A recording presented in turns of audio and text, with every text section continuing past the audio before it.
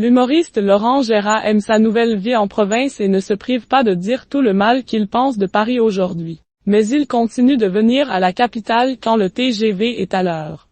Samedi 26 octobre 2024, Laurent Gérard était invité dans l'émission On refait la télé, sur RTL.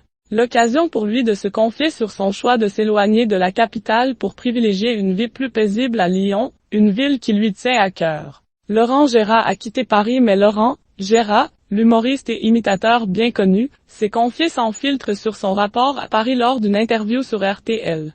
Quand on lui demande s'il est toujours aussi amoureux de Paris, il répond avec une pointe d'ironie, oui, toujours, surtout depuis les jours, les rats sont revenus.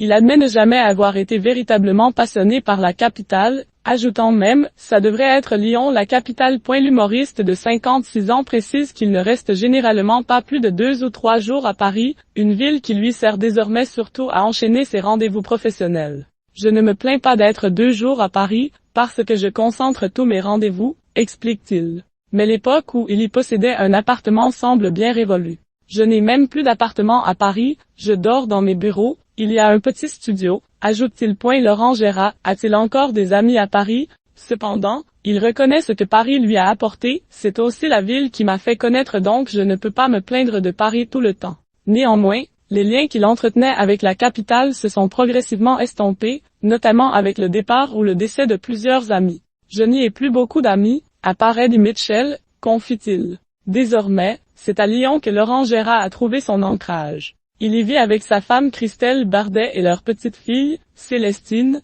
âgée de 4 ans. La ville lui offre une qualité de vie qui lui convient bien mieux, loin du tumulte parisien. Quand je suis à Paris, j'en profite, souligne-t-il, tout en précisant, j'ai une vie merveilleuse, donc je n'ai pas envie de me plaindre.